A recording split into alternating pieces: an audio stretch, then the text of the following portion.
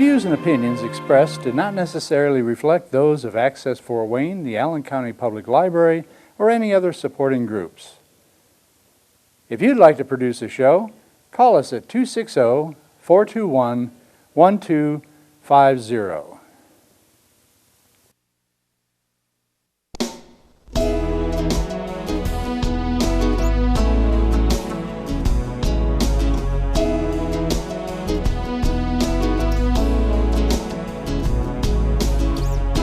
Let me be your lighthouse so I can show you the way. Let me be your shining light, I'll keep you from drifting away. I'm the one that makes you try when... This is Patty Hunter of Patty's Page, welcoming you to a Zoom interview that I'm doing with Senator Andy Zay. Yes, Hello good there, morning, sir. Patty. Good to be with you. Thanks for coming. So you are a senator of which party, just to make sure? I am a Republican senator representing District 17 for the state of Indiana, which is Huntington, Wabash, and Grant County. How many miles is the border for all of these counties? Oh, I don't know how many miles. It's 3 counties and about 120,000 people. So I guess I've never done the miles, but it's about 40 miles to the southern part of my district and about 25 miles to the western part and just about 10 miles to the eastern part. So that's a whole lot. Yeah. Hey. Yeah. What year was it when you ran for office and was elected? In 2016, right this time of year, Jim Banks was elected to go to U.S. Congress and serve the 3rd District. So after he won that election, he resigned his seat in the state Senate. I ran for that and was elected on my daughter's birthday on December the 6th in a caucus. I was sworn in on December 20th and then took office on January, I believe it was the 5th. So it was quite a whirlwind. But that was back in 2016. Wow. Wow, it's a long time for you, eh, kid? Yeah, yeah. Okay. So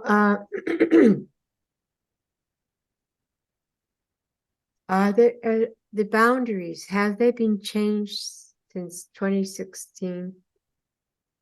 Yeah, we went through redistricting at the end of the decade at 220 or 2020, I should say.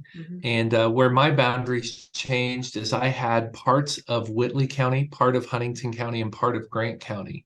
So I lost Whitley County and went to whole counties, taking over all of Huntington, all of Wabash, and all of Grant.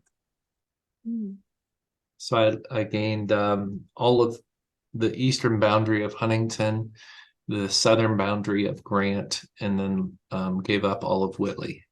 Oh, that's too bad. Do you travel around? Oh, I still have many friends up there. I'm up there on a regular basis. So, and I'm in Fort Wayne all the time. So, I mean, it's, you know, the boundaries are what elect us and who we directly serve. But I always view the position as serving Hoosiers and making policy that's best for our state.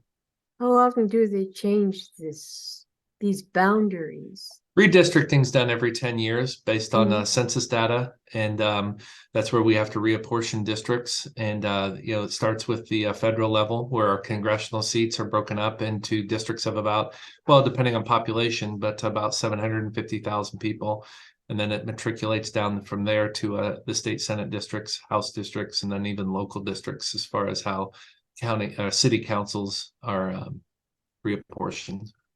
So as a senator, what are your duties? I mean, it has been a while since I spoke with you.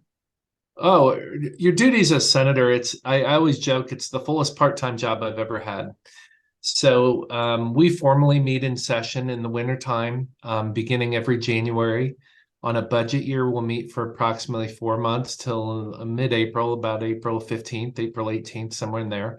And in a short session year, we'll again start off in the early January and go till mid-March, somewhere between March 10th, March 15th.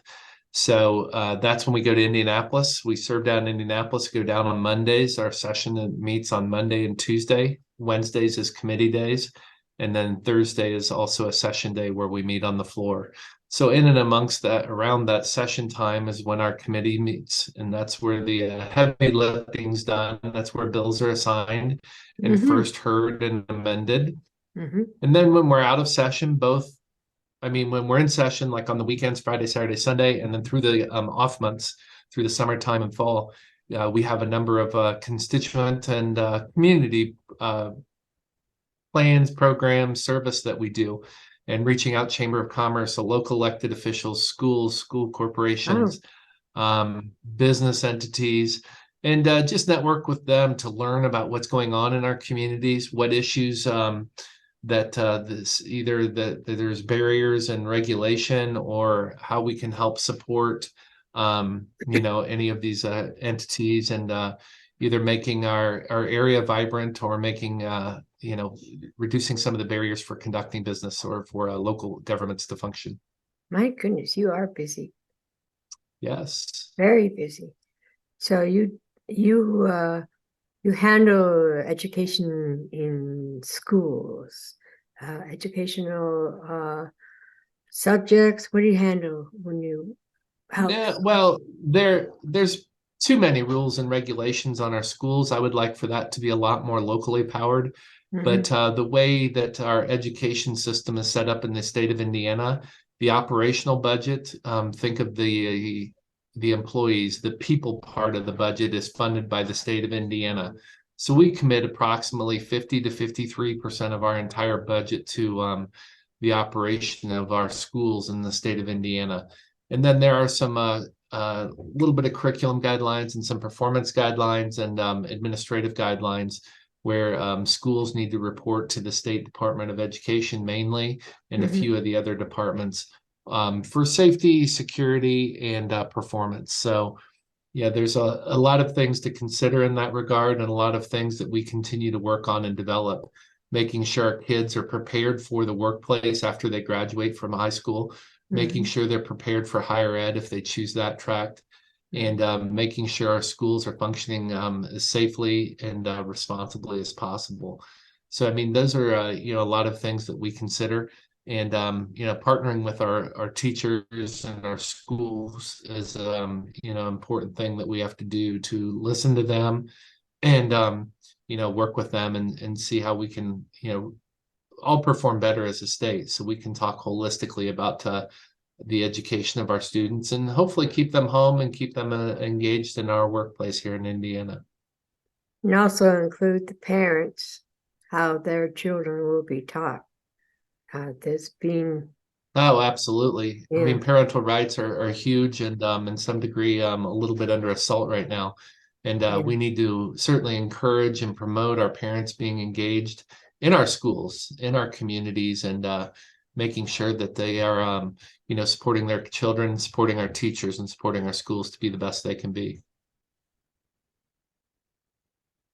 So, what other positions have you worked in besides your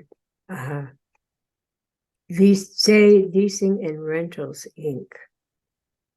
Well, and that's the nice part about the Indiana legislature. We are a part-time legislature. So when we're in session, we're serving in Indianapolis, and when we're home, we're working in our jobs or jurisdictions. Some folks are retired. Some folks are practicing attorneys. We have some medical people, doctors, nurses. We have some teachers active, some former teachers. We have a lot of business folks and different things like that. So when I'm home, I am helping run my business, Zay Leasing and Rentals, which we are celebrating 70 years in the business this year. Oh, yeah. I'm following in my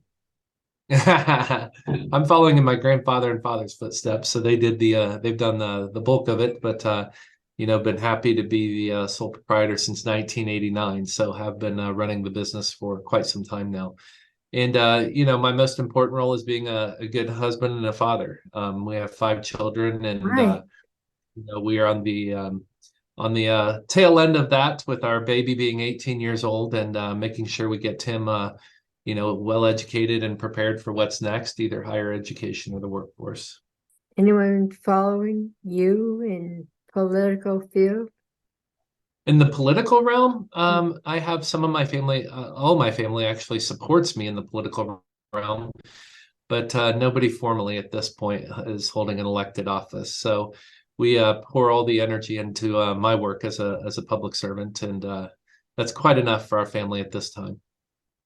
So I don't like to say the word tour, but you do go all over the map in all your counties.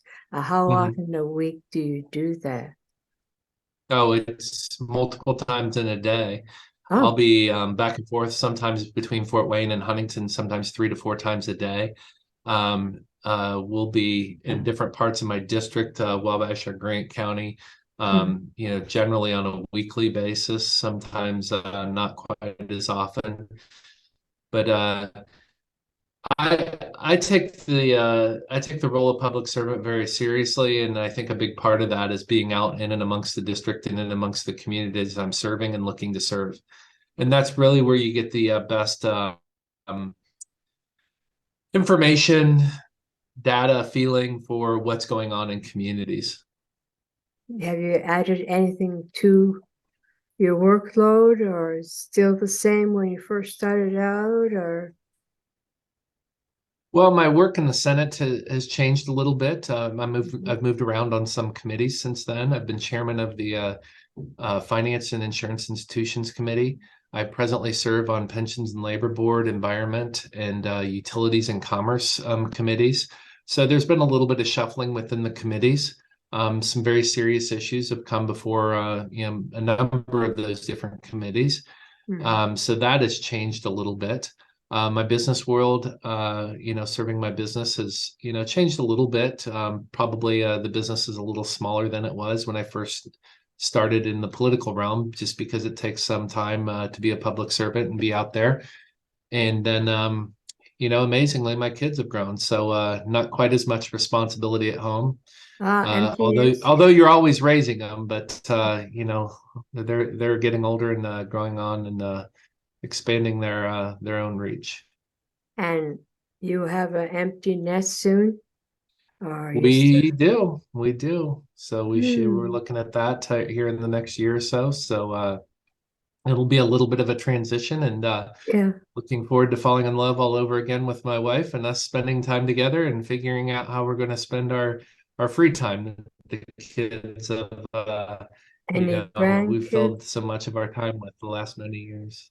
Yeah, What's any that? grandkids coming up, or? Any We have two No? right now, two-year-olds, and yeah, not quite babies anymore. They're toddling and moving around, but those are exciting times, and we certainly enjoy the time with them and look forward to continuing to spoil them and raise them as they grow. Of course. That's what your Yes, duties are I as a know. grandpapa. So, bills and other items that you have been working on, how many have you passed with your influence? Oh, I don't have a number. I would have to go back and reflect on that, but I've probably either authored or co-authored maybe 20, 30, 40 bills and sponsored that or more. So I've been I take the role of public servant very responsibly, and try and partner with my colleagues and do work myself for groups and associations and what I learn on the ground, and make a difference for our state. And I've been very active in what we can do to empower and protect parents and parental rights, and empower the faith-based ministries and communities throughout our state to do the good work that they do. Do you work with the left once in a while, or cooperate, work, side by each?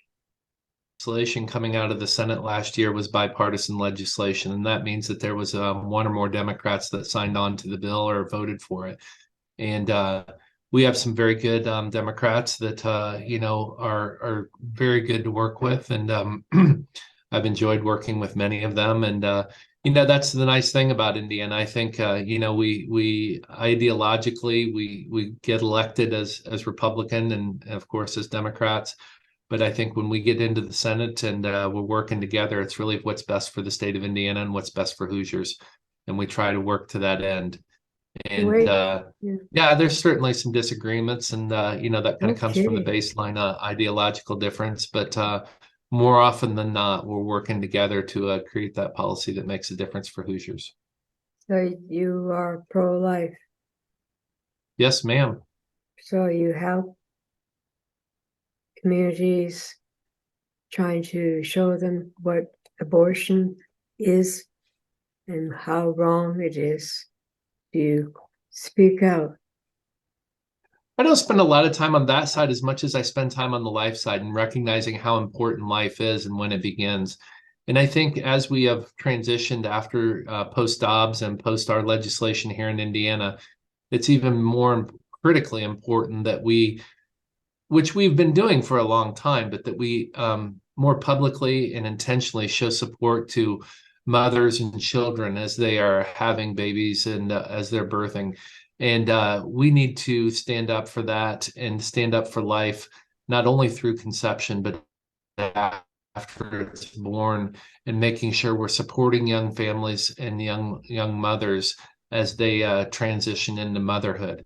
And we have a number of different plans and a number of different support systems within the state of Indiana that we have actually increased funding to and increased their breadth to make sure that's available to all mothers in the state of Indiana.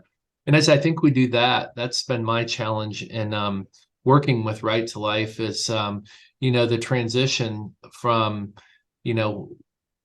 where we are, affecting life and conception to now where we're promoting and supporting life and beyond. And it's really that culture of, understanding that and respecting life for what it is and all its stages.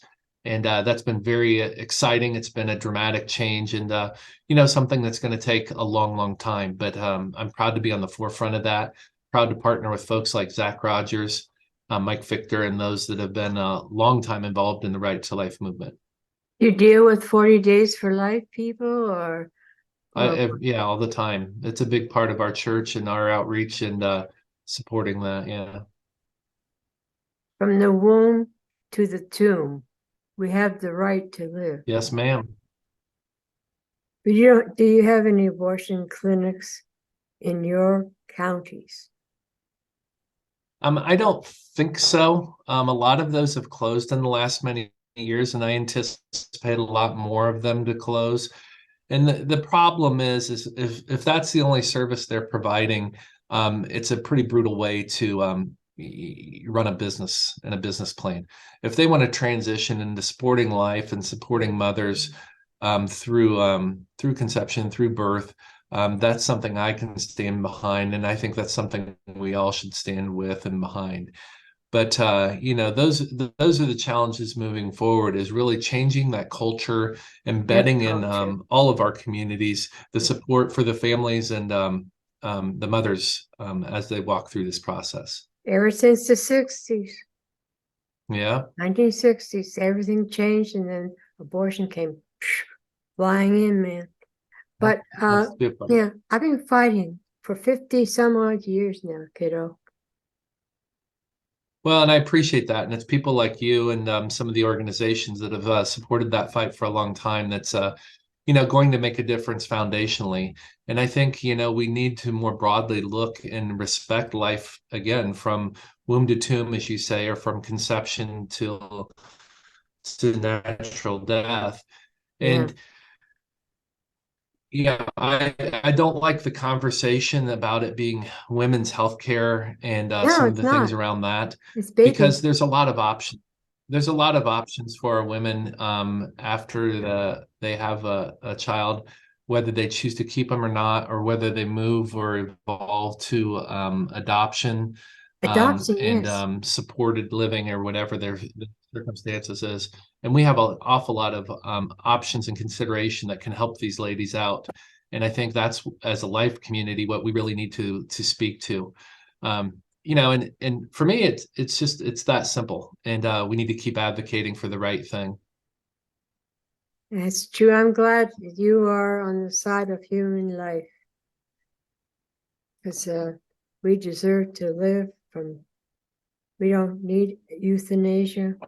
We don't need abortion, all that negative death culture type of stuff. That's what we're here for, to educate, to show people that the death culture does not have to exist.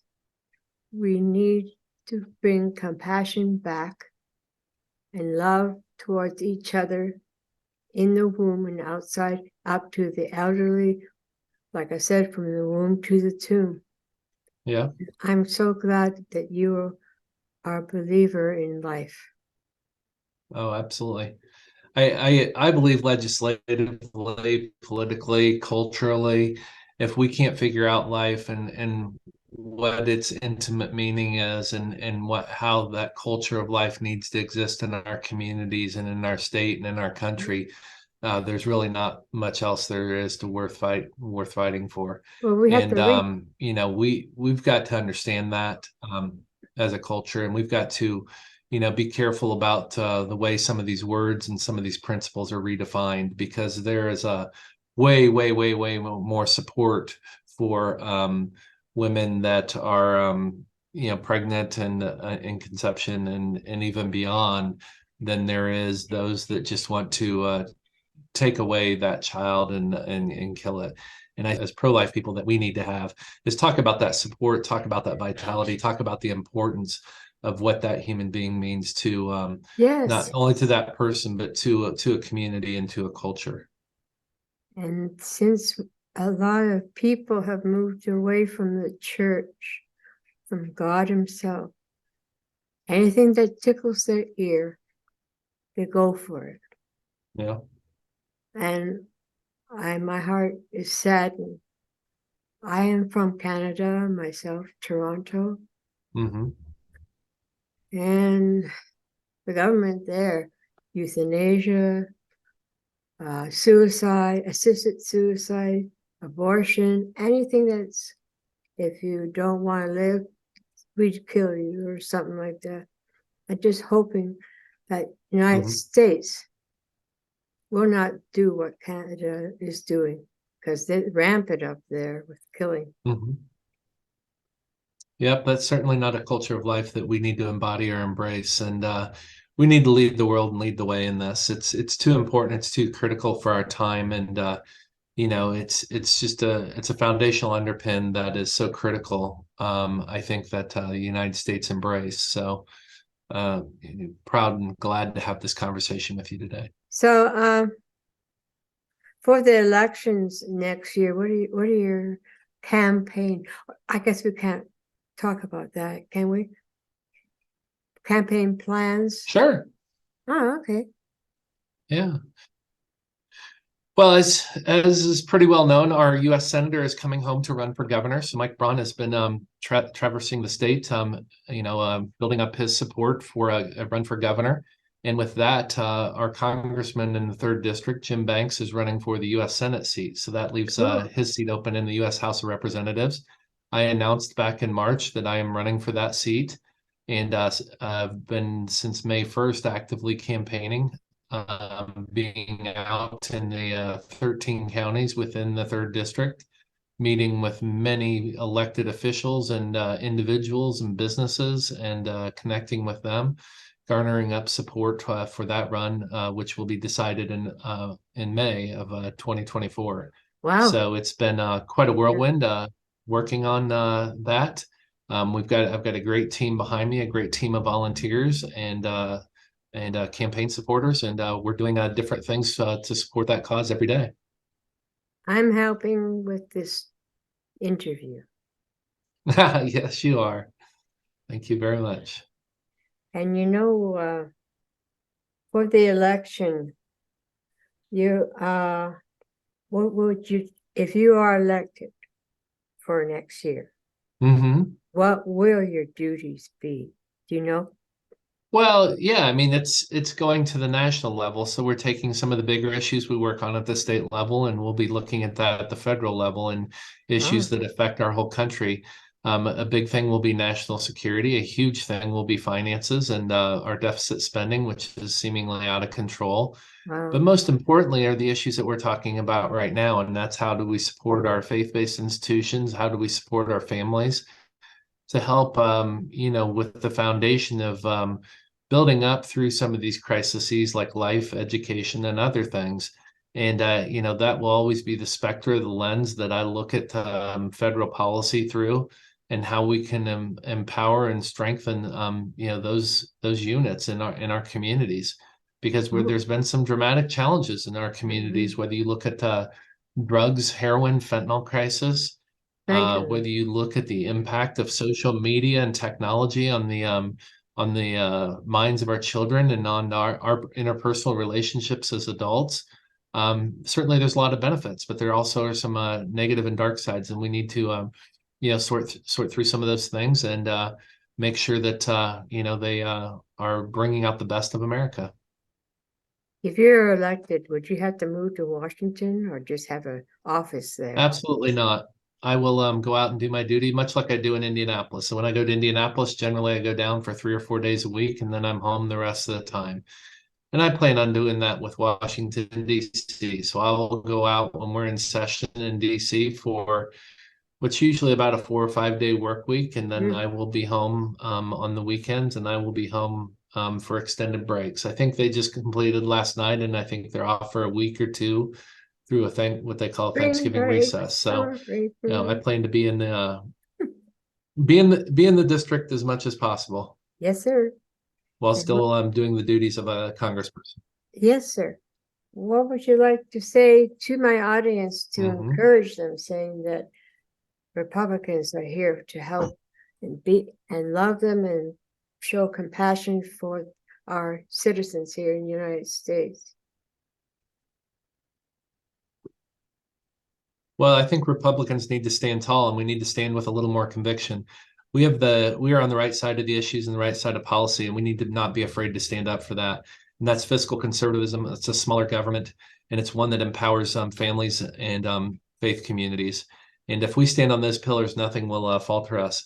But we need to stand bold on those pillars. There's too many times where we've capitulated to the left, to the Democrat side, Yes. and we're seeing that begin to wear in and pull apart some of those institutional things that have made America and our country is the great place that it is, and that is the attacks on families, the attacks on faith-based ministries, and trying to replace those with government actions, and that simply can't be done. No. And so we need to stand bold, stand proud, and do what's right. Thank you, sir. And thank you so much for being on my show. I hope to have you on again because you are very interesting. Mhm. And when you get elected, Oh, well, thank you very much, Patty. It's been an honor being with you, and I appreciate your efforts in reaching out and getting the word out and communicating with folks. so when you're elected, can we interview then, eh? Absolutely. Game on. Absolutely. Thank you very much. You're welcome, Have a great Damon. day. We'll see you Yep. next week, See you. people. God bless All right. you. Bye. God bless. We'll talk to you Yeah. soon. Bye-bye, dear. Godspeed, my love, until we meet again. You're always in my heart and every dream. Don't let this time apart give in to all our fears. God will keep us close from up above. So until we meet again, Godspeed, my love.